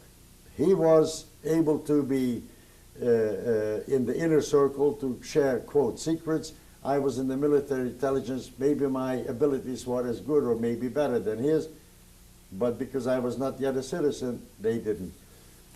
Is the State Department much different these days, do you think? In my opinion, I'm being sarcastic. I don't think that it really are, because I think that the least part of their priority is the problem of Israel. And everybody wants to be a peacemaker, and I personally don't even, I want to make sure that I tell you this at this point of our conversation. I don't like Shimon Peres. Shimon Peres is about as close to, I think he's a little bit left of Lenin. Not the right of Lenin, left of Lenin. I don't like his politics, I don't like his philosophy. Yitzhak Rabin is an old man. He should make room for other people.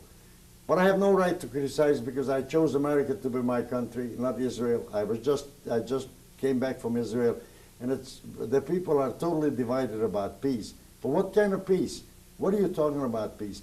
My son is an Israeli boy, a marvelous young man, great family, great people.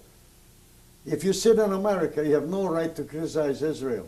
They want to enter into a peace agreement, let them enter into a peace agreement. My attitude is the Jewish nation, or the Jewish people should never, ever in their life permit themselves to be disarmed by anybody's promise.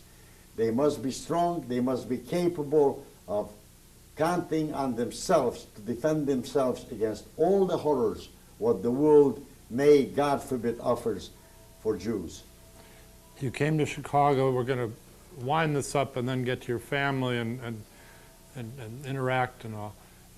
You came to Chicago and you built a success story, huh? Yes, I did. That's where we are now. I came to Chicago because I met a girl after I got out of the Army in Miami Beach. She introduced me to some important people here. I worked as a salesman in the construction business, and I give credit to Hitler a great deal to teach me some of the basics of the construction business because I was slaving, building for him in Germany. And I became a successful contractor, and I'm very proud of it to tell you that I have been in business since 1953, and it's 43 years. 42 years, pardon me. And it's a long time. And you used your seed. And my seed is Good. a great seed because my son, Michael, is a professor at the University of Illinois. He teaches law and he teaches arbitration. My other son is a genius in his own way with many of electronic things that he does. My daughter is one of the greatest teachers that ever was. She has a master's degree in teaching. She's very involved in teaching the Holocaust.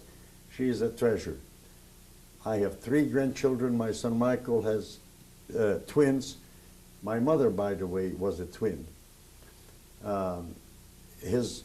Michael's, my son's children are Benjamin and Sarah, and now they are about 7 years old, and my daughter Kathy and Ezra's son is Danny, he's 6 years old, and my daughter is expecting a baby in October of this year, and God willing she should give birth to a happy, healthy child. It should bring us nothing but pleasure, nachas, and happiness for the rest of our life. And I want to thank you very much for this opportunity you're giving me to briefly tell my story. I have many, many more things to tell you, but after all, I think that I have told you the basics that most people would be interested in if they care to listen to my story, which will give them seed for their thoughts of how they should look at the future. And thank you again. Okay, good. Well, thank you. We'll meet some of your seed and your... This is the picture of myself in the booth that I described to you earlier, in which I went to Auschwitz. This picture was taken in Ungvar, U-N-G-V-A-R, at that time Hungary, previously Czechoslovakia. On my right, or on the left of this picture, is Maibom Lutzi Laszlo. Maibom Lutzi was my cousin, the son of the twin brother of my mother's, and he had died in Mauthausen. This picture is of my father, my mother, and my brothers. My sister is not shown in this picture because she was crying, and this picture was sent to America, I believe, in 1942 or early part of 1943. On the right you see my father, Herman Lefkovich. In the middle you see my little brother, Miklos Lefkovich. On the left you see my mother, Reggie Maibom Lefkovich. All three of these people have died in the gas chamber at the day that we arrived in Auschwitz. The other three in behind that you see in the middle is myself. On my right, or on the left of the picture, is my brother George, and between my father and my little brother Mickey is my youngest brother Steve. Thank you.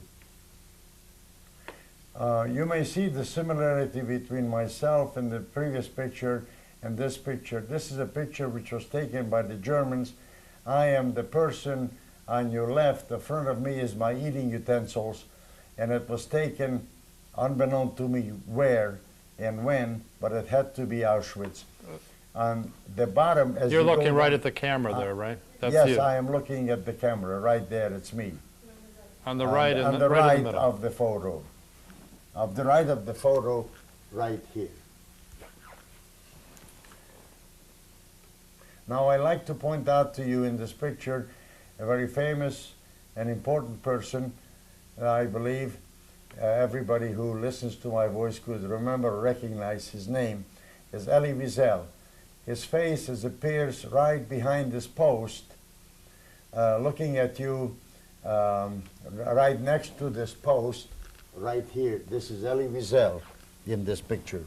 The one on the right side in that middle frame. On the middle frame, that's correct. That's Elie Wiesel. In this picture you see my beautiful wife and my three beautiful children. My wife Carol next to me, my son Michael or Mickey on my back of me on the right of the picture. In the center is my son Stephen, and on the left is my only daughter and truly a treasured teacher of the Holocaust and the Holocaust memory. And I believe with her, as well as with my other children, this story will never die. And they are the one who are the seeds of my life. In this picture you see my beautiful, beautiful grandchildren, Kanai and O'Hara.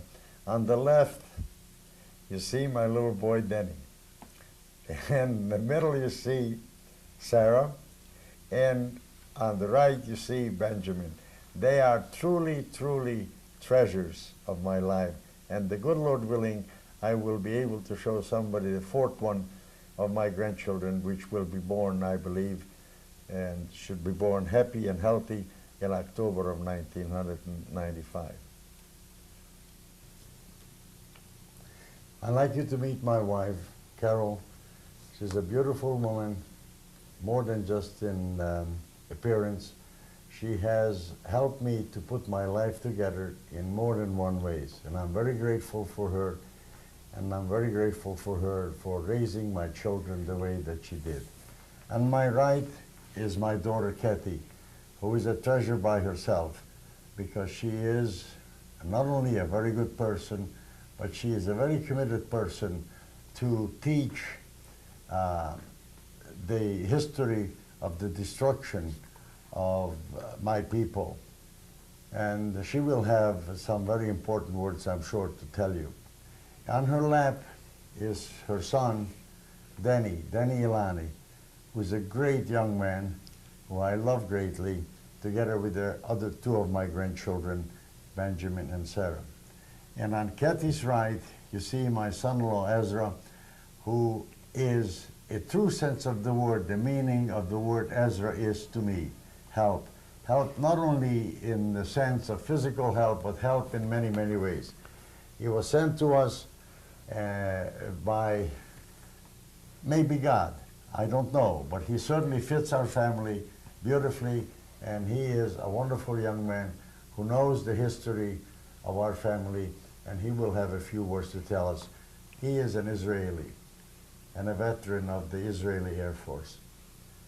Now, I imagine that you have a few words to say, Anya, to the camera. Well, first of all, I think you should mention your other children too, who aren't here with us today. I already mentioned my other children before, but I am thanking you for reminding me, because you see what I mean? That's important. My my oldest boy, Michael, who is in Champaign, Urbana, he's a professor at the University of Illinois, and he has two beautiful children and has a beautiful wife, Janet, and they cannot be here. And I'm glad you reminded me, and I'm very, very sorry that they are not here. But you see in a recent picture of them in the camera shots that we did before. My other son, Stephen, cannot be here because he's working. He's a beautiful young man who has some problems of his own, but he's a brilliant young man, and I'm hopeful that God will give him the chance to work out his problems and to be with us for the reunion when we see this picture, all of us together.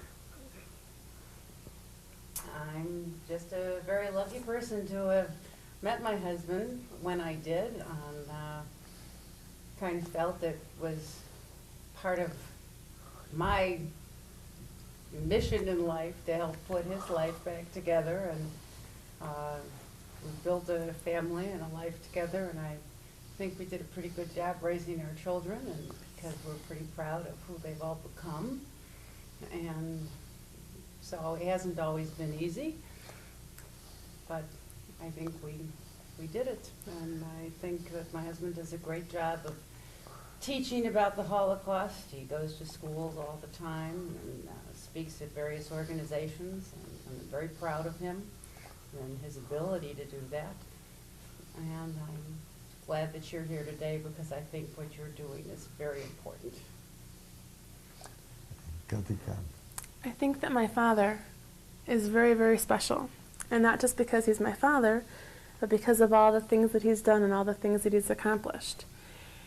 And when I think of all the things that he's endured, and I remember when I was 19 years old and I was in Israel, and I saw his picture in Yad Vashem, and I was then a camp counselor, I had envisioned my life as if it was his, and how I would have been able to endure the hardships that he endured at that age, and I don't think that I ever could have. And he's a very, very strong and special man, and what scares me the most is that I know that he, as well as most of the other Holocaust survivors, are aging. And I know that he does not have as much time as the rest of us do in this lifetime. And I feel that it will be not only a loss for us and our family, but also a loss for the world, because my dad is a wonderful, wonderful speaker and educator. And although I can retell his stories that he's told me, but for me, they are stories. They're not a reality. And I can't give the same amount of emphasis and the same amount of details that my father can. And someone can always question me and say, "Are you sure?" And I'll say, "Well, that's the way I remember it." And for for my father, it's much different because that's the way he experienced it. And that's probably what scares me most about the Holocaust and Holocaust education, is that within 20, 30 years, there probably won't be many survivors left, if any at all. I feel to be very honored to be part of the family, and I grew up in Israel, and people over there respect the Holocaust, and I wish that in the future many people all over the world will be respect too. Do you think that Yom HaShoah should be an American holiday? I think Yom HaShoah should be engraved in the mind of every human being in the world, because there is a one day that we all must remember the horrendous horrors that were committed against our people. And if the world does not remember it, the world is doomed to fail.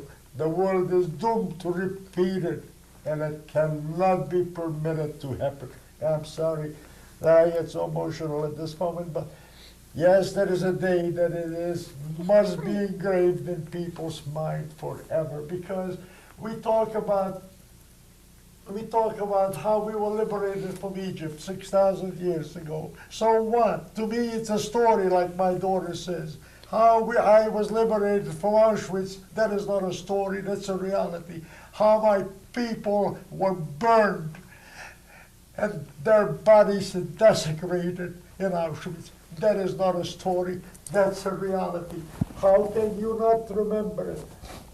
The only way you cannot remember it, if you don't listen to my words or listen to the words of the other survivors. Why?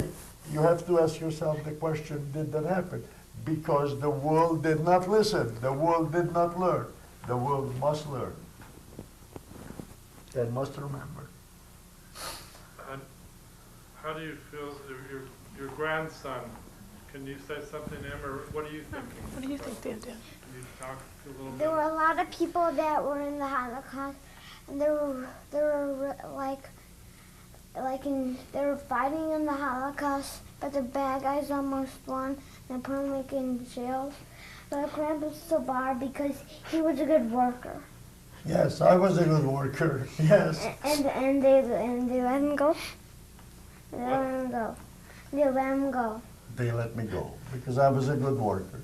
But you see, at the age of 6, it's very difficult to comprehend. As a matter of fact, this is what I say to you and I say to everybody.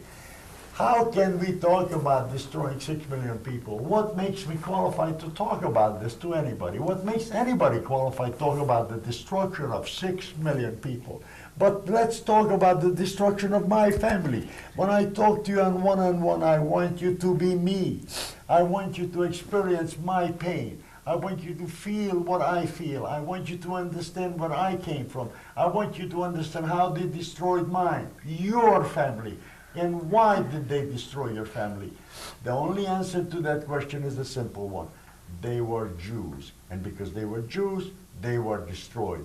But they were destroyed so brutally, so inhumanely, so horrifyingly, that it must be embedded indelibly in the mind of every future generation that ever going to live, that what they have done to my people. And maybe from that lesson, the world becomes a better place, because the world will learn that you cannot destroy everybody, and that there was no reason to portray my people as vermin, as rats. We are just like any other people. Many good Jews, many bad Jews, many good people. But certainly none of us have ever deserved the fate that was awaited us. But thank God for us, thank God for the survivors, thank God for our children, and thank God for our children's children. Don't worry, when my grandson is going to be 16 years old, he will have a total and complete opinion about what happened to his forefathers and why.